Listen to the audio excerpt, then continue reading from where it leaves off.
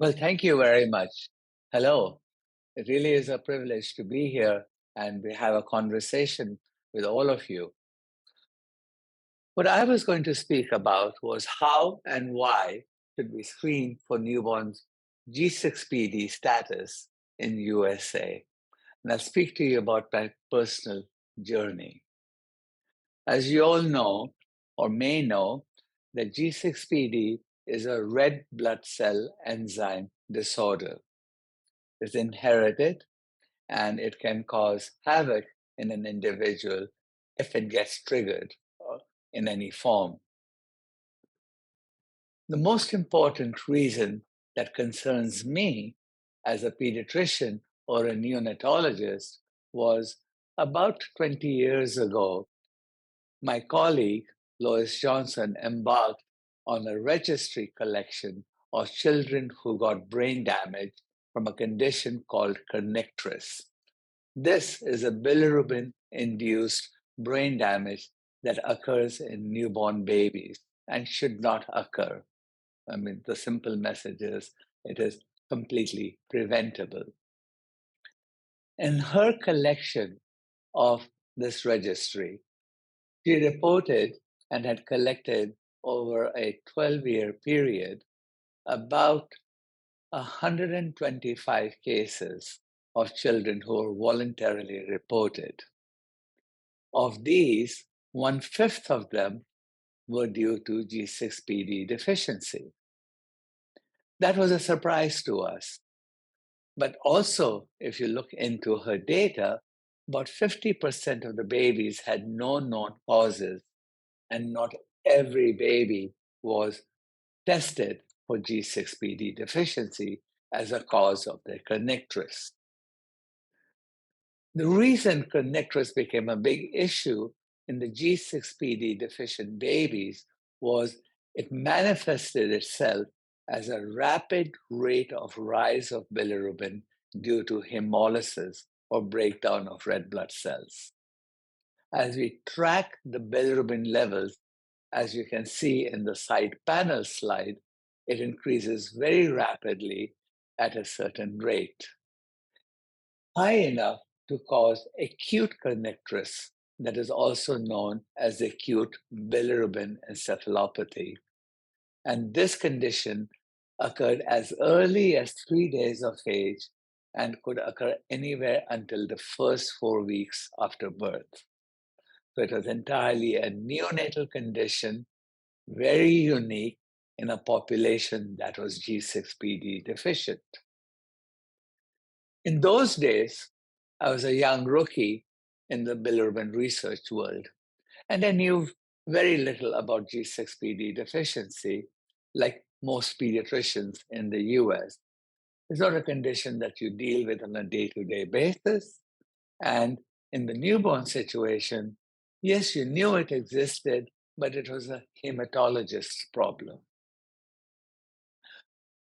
As I got into this research, a few things became suddenly apparent, to the point now, in 2022, G6PD deficiency is the most common cause of kernicterus in the United States.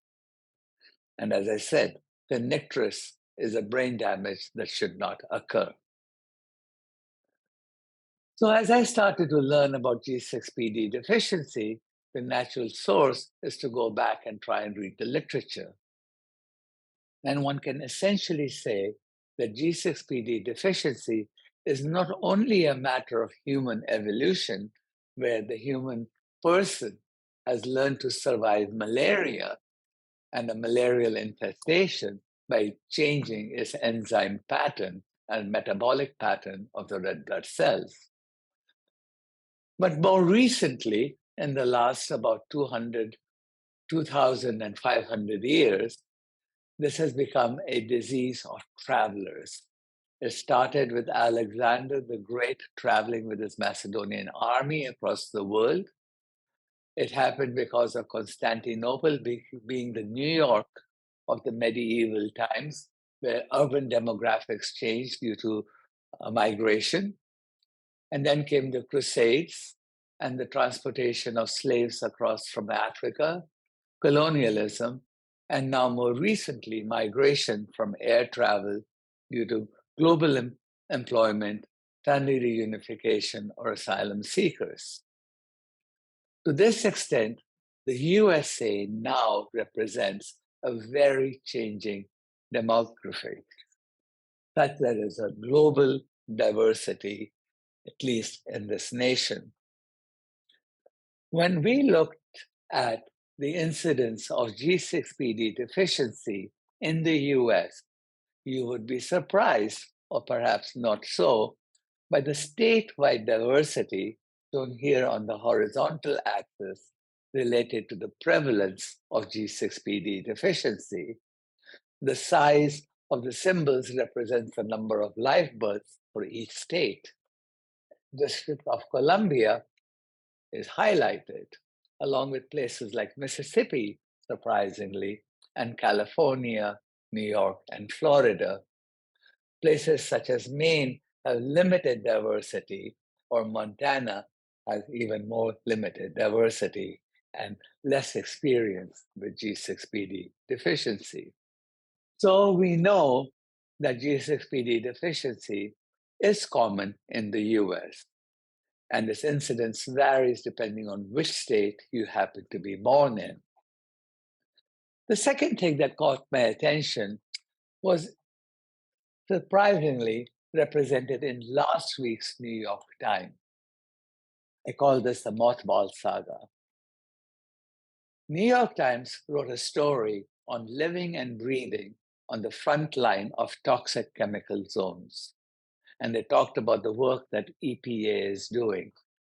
Back in 2005, I had a similar, what I call my Erin Brockovich moment. A case of Kernicterus was reported from Cleveland, and I was asked to investigate. It became apparent soon that the water supply around this baby's home was contaminated by petrochemical plant contamination.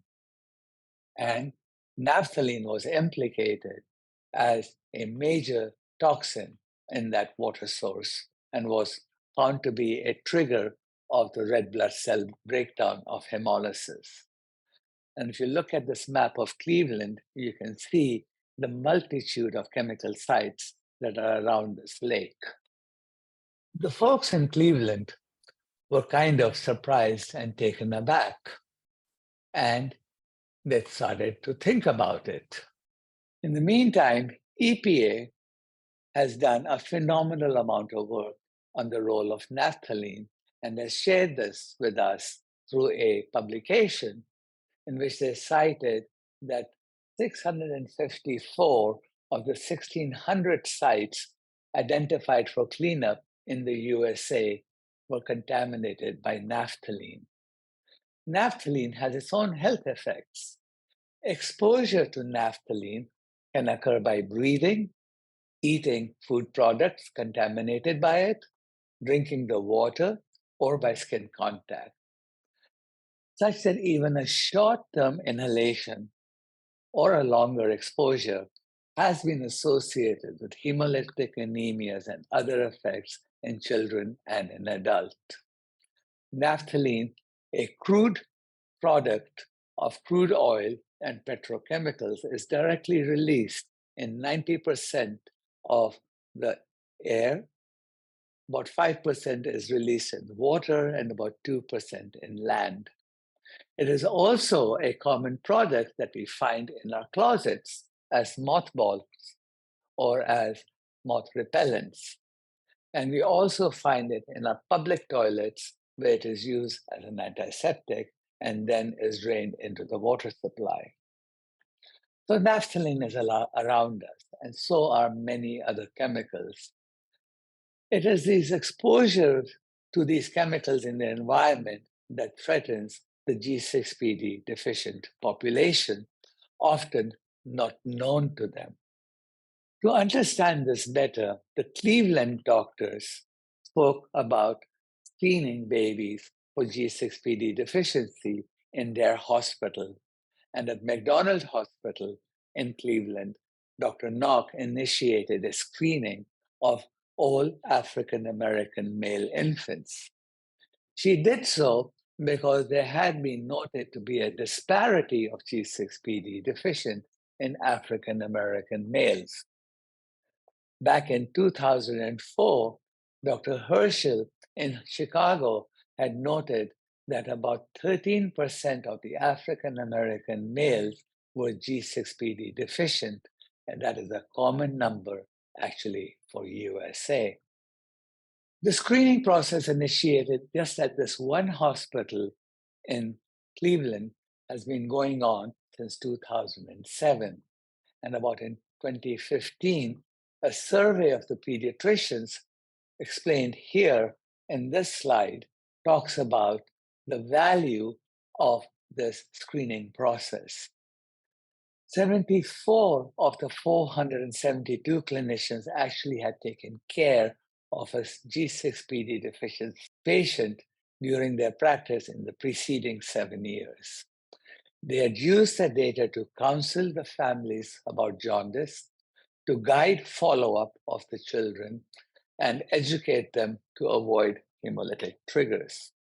So in general, the pediatric providers at McDonald Hospital supported the newborn G6PD screening program that was expanded then to screen all babies rather than just African American males.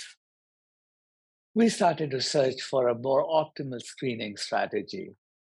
So back in 2013, we wrote an article following a stakeholders meeting that we held in Bethesda, New York, to ask whether we should be screening newborns for G6PD deficiency in the United States. And we proposed a model that said, since bilirubinemia, or high bilirubin values, and G6PD are interrelated, we should screen for both, a dual screening program. That concurrently a G6PD screen should be done, assessed for enzyme activity to see if it was within range or below range, and then concurrently measure the bilirubin and see if that was high or low. And based on that, AAP guidelines had already indicated as to how to track these babies or such babies. So this proposal was written up in accordance with the AAP guidelines so that we could better implement the AAP guidelines once we knew what a baby's G6PD screen was. So our approach was not adopted by the AAP at that time, and it remained an approach. What we required, or what was required to be done, was to find a rapid way of assessing G6PD enzyme activity so that the screening could be done concurrently. Over the subsequent years, as we searched for this coherent strategy, we figured it was important to know the G6PD status before a baby goes home, before a bilirubin value peaks, which is generally by about 48 hours of age, reaching to third to the fifth day at its peak. That to be effective, we needed to have a pre-discharge point of care testing so that results were available within a matter of hours or minutes, the same time as a bilirubin test were related. That was between the ages of about 24 to 36 hours of age. That we needed to be patient-centered and screen all babies regardless of gender or race. And it needed to be timely so that the results were available before the mother left the hospital with the baby. And the results needed to be accurate and precise, because if you're telling a mother, hey, your baby may be at risk for a problem, we should be sure. More importantly, the process needed to be efficient, because there was only a brief interval between getting the test result and the parent going home that the clinician would have a time to inform the parents, educate them, talk to them about changing their lifestyle, regarding their exposure to diet, chemicals, and the environment, and also to explain the novel biology of their child. This would require extensive scrutiny by the family as well as the providers. So this need to scrutinize the babies during the first 1 month after birth while they were at home would be an important part to assess the integrity of such a program.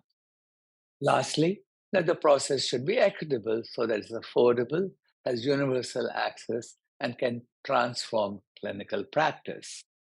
To look at such a strategy, as we help develop the point of care testing device for G6PD enzyme activity, we thought we would need guidance from the NIH to the NICHD and NHLBI.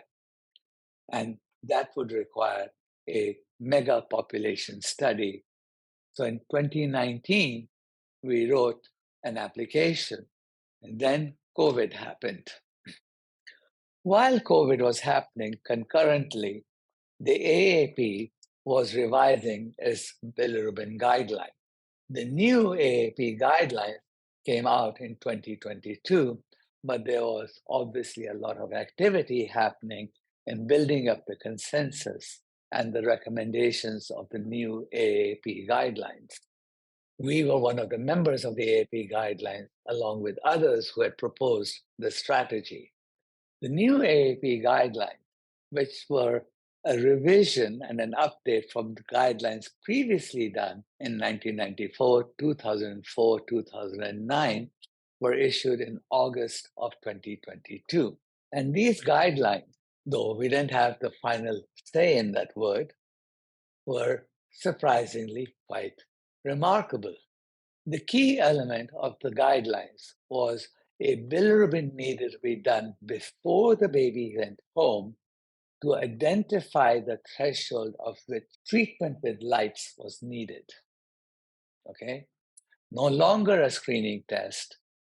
A bilirubin was recommended as a diagnostic test to treat babies with phototherapy.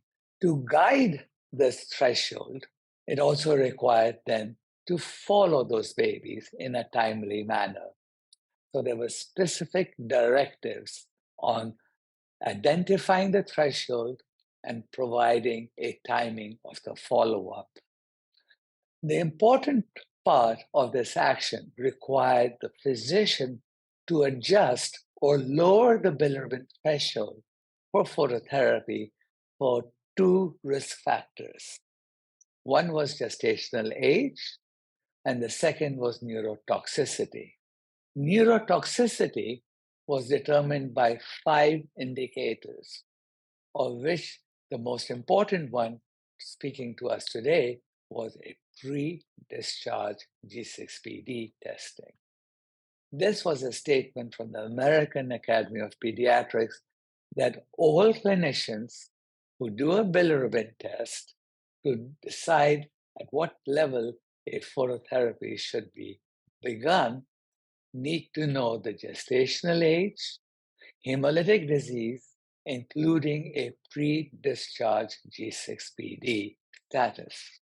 So the 2022 AAP recommends pre-discharge testing of all babies for their bilirubins and for their G6PD status to determine their precise load threshold to start phototherapy. So what's the current landscape? The current landscape of G6PD testing in USA is that we've had about 15 to 20 years of experience of doing enzyme screening at McDonald Hospital and some New York birthing hospitals. The DNA PCR screening of 5 mutations has been done in Pennsylvania and District of Columbia. So there's a wealth of data that is available to us to see how well these processes have been done and implemented. We have conducted an economic evaluation of the point of care universal newborn bilirubin screening for G6PD deficiency that has been published and available. The USA environment places a certain challenge on babies born in the US. There's a lifestyle susceptibility for those who are G6PD deficient. Diet, drugs, including over-the-counter drugs, biological agents such as infections, and chemical agents as defined by the EPA. So these vulnerabilities make it important that all newborn babies who are G6PD deficient be identified and be protected from being vulnerable. Unfortunately, just last week, I heard about a current case of Kernicterus that just happened in Washington, D.C. This was an East Asian baby's ethnicity who was healthy at discharge. The parents are still unaware of their baby's G6PD status before the baby went to the emergency room, yet it has been determined following this baby's medical care that the baby is G6PD deficient. So the baby had an enzyme deficiency of G6PD deficiency, sustained Kernicterus, and yet was not informed that the baby had been identified by their prenatal screening. So the system is broken, at least by this example of a singular case. So I look at now the possibility of G6PD deficiency foundation along the current landscape of the US, plus the 2022 AAP guidelines, which are in publication and being practiced, plus the collated USA and global experiences, that if we can add all these things together, that equals for me a call to action. And the question is whether the G6PD Deficiency Foundation, in addition to its mission to educate the community at large, can help build a national coalition and weave a specific safety nest for safer outcomes of all babies. Thank you very much. Thank you, Dr. Bhutani. There's so much information that you can give to the world in regards to G6PD deficiency, and we appreciate everything you have mentioned here today. I am Keely Harris, and I really want to talk about the importance of creating a hybrid organization to serve both the G6PD deficiency population as well as the G6PD medical community for newborn screening. That synergy is really what makes the G6PD deficiency rock and roll. I am Keely Harris. I'm the president and founder of the G6PD Deficiency Organization. I think it's very important to understand how this foundation began.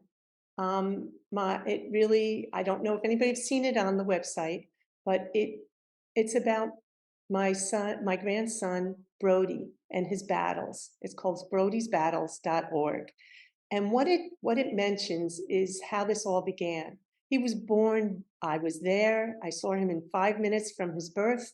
I was holding him. It was so beautiful. And he was perfect. He was pink. He had an APGAR of 9, and then it went to 10. And it was just such a beautiful time to see my own son bonding with his new son. And this is my first experience of being a grandmother as well. Within 5 days, I was shocked to get a phone call to tell me that Brody was rushed to the hospital and that we are possibly going to lose him. I just remember running out the door and getting in my car and just driving there. It was a very scary time because not only I knew he was in very good hands, he was in the NICU, but at the same time, we had no idea what was going on and why his bilirubin level went up so high. Before he left the hospital, he was there an extra day. And it was interesting, he was there for 3 days, and because his mother had a cesarean, he became a little jaundice.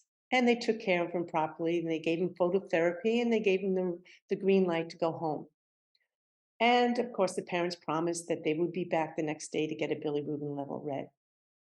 And so on. And then by Friday, it was great. They got the okay from the doctor that everything's going to be fine. Enjoy your weekend. We'll see you next week. That was not the case. I received an email from a very good friend of mine on Sunday, and I kind of left him alone being the first grandmother. I didn't want to be, crazy and calling him all the time and how things are going. I kind of let him be. And on Sunday night, I got this beautiful picture of Brody being held by one of my friends. And I noticed the color change. My friend had a very nice color, normal color, but my Brody had like a bronze looking golden color to him. And I knew something was not right. And I immediately called and said, look, make sure his skin's okay. Does he have jaundice? Is he all right? And they immediately said, no problem. The doctor said on Friday, everything's cool. Don't worry. If anything happens, we'll immediately get him to the doctors, but he's fine, Mom. Don't worry. Come Monday, it was crazy. They went to the doctors because Brody stopped eating. Brody's urine got dark. There were a lot of signs that something was not right. And again, my family was told, don't worry about it. And they even put him up to a window and said, he's not that jaundice. This is typical. This is a normal type of jaundice. The next day he was rushed to NICU because he couldn't even, he wouldn't eat at all, and he was getting very rigid, and weird things were happening to him. So the lesson here is, why did this happen? How could something as jaundice cause this? And he was in the NICU for weeks. And when they finally diagnosed him of what caused it, we were told it was G6PD deficiency. And we were also told, because of our ethnicity and our last name, they would never have suspected us for Brody to have G6PD deficiency. This blew my mind. I didn't understand. It was even hard for me to even say G6PD deficiency. And I felt compelled right at that moment that if my grandson was told from the day he was born or tested for his G6PD enzyme, we would have known whether or not he was deficient. And he would have been treated totally different when he became jaundice. So on that note, in 2013, my grandson was born. By 2015, the foundation finally became a 501c3 status, and we were rocking and rolling, like I said, as a foundation. What we decided to do was bring forth a mission. The G6PD Deficiency Foundation brings forth awareness, education, and screening research to assist in creating a successful platform for the best practice in G6PD deficiency newborn screening to help prevent Kernicterus, which is the brain damage that my grandson had, and other levels of bilirubin-induced neurological dysfunctions, usually known as BIND. This hybrid organization, meaning we have the G6PD population involved, as well as the medical community, will allow a G6PD deficiency person to live a healthier life starting from day one. Understanding G6PD deficiency and working together with networks such as the NBSTRN can make this happen. Such networks are going to be a wonderful source to make us get our screening done properly. Now, I wanted to quickly go by what we've been doing since 2015. And it seems that you'd think COVID would slow us down. In fact, if it wasn't for COVID, to be honest with you, we had so many people got together and to help this foundation to get it to where it is today. A website, of course, if you go to G6PDDeficient.org, you will see the abundance of information we have. And that information is not things that we get on Facebook. That is something that we had to have resources that had to validate what we said was true. There's a lot of misconceptions out there, and there's a lot of people who, as well as medical community, are misinformed about G6PD deficiency. We have just finished a video of the who, what, when, and how to test newborns for G6PD deficiency. And it's you can find that on our website as well. That is so informative that anybody who did not understand about screening for G6PD deficiency will now know. It's about 50 minutes long. We're working on getting a CME with Columbia University, and that's in the works right now. We also had global public webinars on our on current G6PD concerns. One of the big concerns was COVID, and people of the community came out asking, what about COVID? Am I more prone to getting COVID? And of course, we didn't have that information at that time, but we were able to give them information about the vaccine and whether or not they would have been some kind of side effect because they have the deficiency and so on. So we were able to provide that. All of this is free. We also give out handouts for the diagnosed patients for the doctor's office. What we've been up to, which I am most proudly to say our biggest accomplishment, was to advocate for New York State to get a law passed to screen for newborns for G6PD deficiency. And that happened, it was actually signed and put into law on December 2021. And interestingly enough, it was not implemented. They gave the New York Department of Health 6 months time to get it together and how they were going to set up this protocol. And I have to say, to be honest with you, they are still trying to get this together. It is not perfect yet. And we are working on trying to advocate for the best practice and how to test for G6PD activity level. Most importantly, we have to understand that you cannot look at somebody and determine whether or not they have this or the possibility of having G6PD deficiency. All babies should be screened. Also, it should be screened definitely before the baby goes home, so you know how to treat this baby if one is to become jaundice. This does not mean if you have this deficiency that you will get extremely jaundice. It's just that you're much more vulnerable than a baby that isn't deficient. So the big question here, another thing we want to work on is to provide calming information for parents whose newborns were diagnosed with G6PD deficient. I know what that felt like. And I was a grandmother. I wasn't even the parent. So I can't imagine what the parents felt like when they hear G6PD deficiency and they have never heard it before.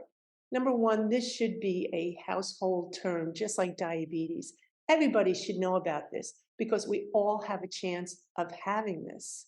It is in the gene pool in America in many different ways. It really should be something that everybody should know about. So awareness is so important. Also, the calming part about it is because we didn't understand it and so on, it was very frightening. And then to find out that it's hereditary most of the time, at least over 99% of the time it's hereditary.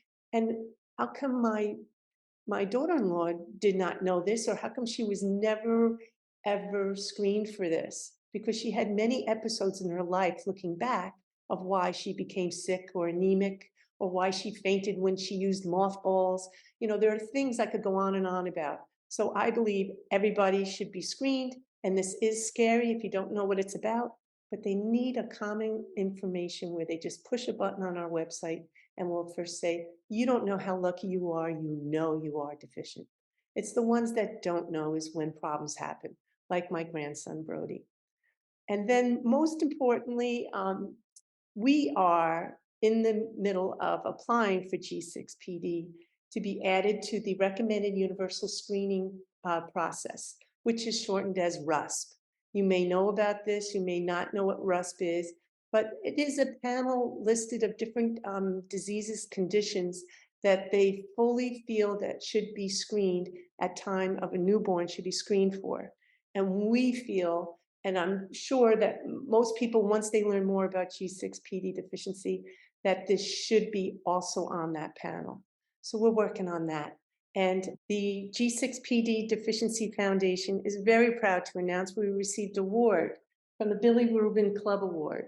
It was a global announcement, and it was presented to us for our recognition as a leader for providing global education and awareness to prevent Kernicterus. It was quite an exciting time. We were really taken by this. It makes us realize that we are making an importance and we are really making a positive synergy with the world in realizing how important it is to screen for G6PD deficiency and to really understand what G6PD deficiency is all about. It was an exciting time. We had a booth there as well. We were greeted from pediatricians from all around the world, as well as from different companies that are helping create or manufacture tools that will help to determine whether a baby is deficient or whether or not a baby has G6PD deficiency. It's a really, really hot topic right now, and I'm very excited to hear that we are in the midst of this and we're going to get it done and getting this out. And it is going to become a household term someday. Thank you, Dr. Amy Brower and the NBSTRN team for their efforts to advance our efforts and realize a future where all newborns are screened for G6PD. It's going to be a wonderful synergy. And I have so much to say, but I'm going to now give you Niloofer, because she is really helping us, the foundation, in getting RUSP organized and getting the application organized so we can get it going and get it approved as soon as possible. So thank you very much for this time. I appreciate it so much that you allowed me to speak about this. And any questions, we'll talk about that later. Thank you. Thank you so much, Keely, for the amazing work that you are doing and bringing awareness for this deficiency amongst so many other things. As an ambassador for the G6PD Deficiency Foundation, I would like to talk to you all about my own personal journey being G6PD deficient, as well as the task force that we're currently putting together to make this a reality in terms of screening every newborn baby for this deficiency in the US. So I wanted to give you a little bit of background of where I come from and how I've been living with this deficiency. I have a family history of the deficiency. So my dad's deficient, I'm deficient, and I always knew if it was a son, he would be deficient.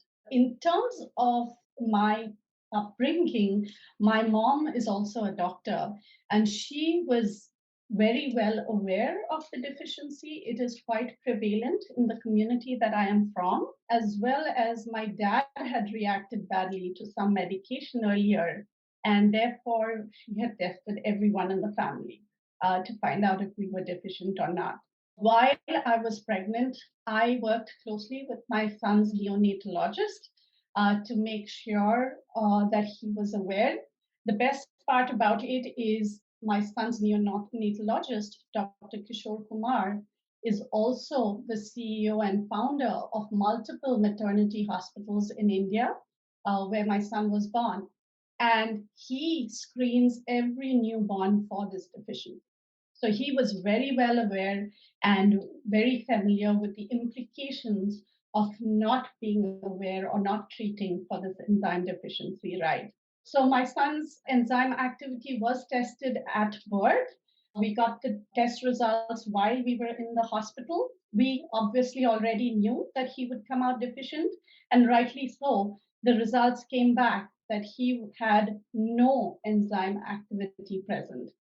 The best part is my story is so different from Keely's because my son went through phototherapy for the first few days of his life. I call him a little superhero with those little dark glasses that he had on while receiving phototherapy. The follow-on treatment after we left the hospital was also fantastic. And he is now a rising 10th grader. And I just cannot accept when I see other kids that have such a different outcome because they were born in the US and because there was no screening done. Unlike my son, I feel privileged that he was born in India in a hospital that does screen for this G6PD deficiency for every newborn. So what's it like living with the deficiency? I can tell you in my experience, and I know there are multiple variants of the deficiency and some people are much more highly impacted, but this is one of the easiest conditions to live with. I take care of all the medication that I provide me or my son. I have an app that I use from another Italian nonprofit that has been around for 30 years. And I've been using and screening every medication that I need to use for me or my son before I administer it to him. In fact, my son's pediatrician here in the US will always check with me before suggesting a drug because he knows that I'm a patient advocate for myself and for my son. The other thing that I have to be careful of is food triggers. And while it's difficult to discipline a 15-year-old in terms of what he can and cannot eat, in general, we do stay away from triggers, including, like Dr. Bhutani was mentioning earlier, naphthalene chemical agents like naphthalene balls. As a protocol, whenever I'm visiting my in-laws, they do a thorough cleanup exercise to make sure there is no naphthalene balls lying around, which they do use otherwise when we visit. So if I look at myself and I look at the ease at which we can live a healthy lifestyle, and then I look out in the world and I see so many adverse reactions to triggers for infants, for neonates, as well as for adults, I really feel that we need to do something about it. The way I got involved with the foundation is during COVID, I got really concerned about what COVID would mean for a G6PD deficient person. And I actually started doing my own research on it. And I came across a research article that mentioned that G6PD individuals were more susceptible to a viral infection, including earlier strains of the coronavirus. Now, coupled with this, there were announcements and initial suggestions that hydroxychloroquine and chloroquine could be used to treat COVID. And that got me really concerned because I knew there are, while G6PD, approximately 5% of the world's population has this condition, most people are unaware. And with COVID being a pandemic at the global level, I could just imagine the havoc that would cause for lives if they were not treated effectively.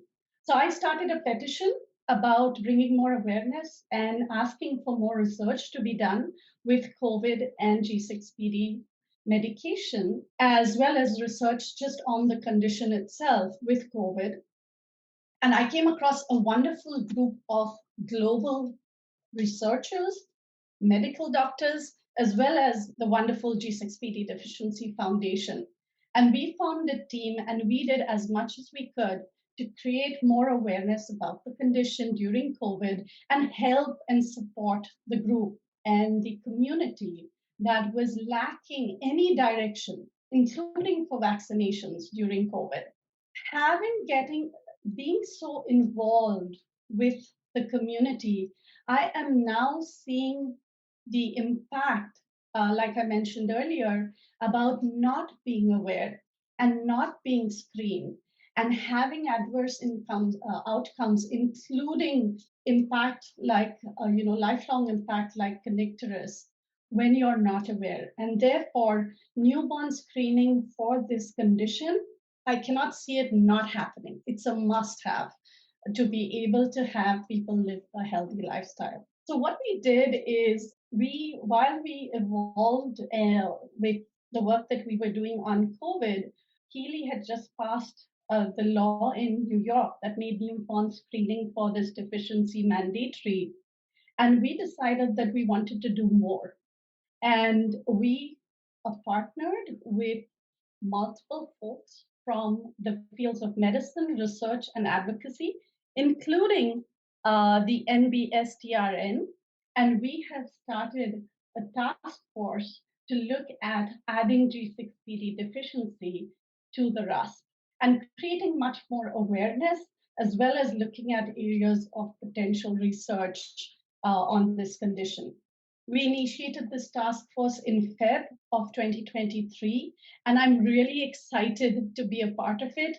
I'm honored to be a part of it with so many distinguished folks from these fields. Amy Brower, I don't know if I mentioned her, but she's a part of the task force as well. and the NBSTRN is also actively involved. And we are really hoping that we can make a difference and help with getting G6PD deficiency added to the RUSP and have every newborn screened for this deficiency in the United States. And I've told Keely that she shouldn't be just looking at the United States. It's a global problem and it needs to be fixed. And like I said earlier, it's the easiest condition to live with for most folks, as long as you are aware and as long as the medical field and the medical researchers take action, create more awareness, and are able to help this community. Thank you so much for all your time. I'll hand it back to you.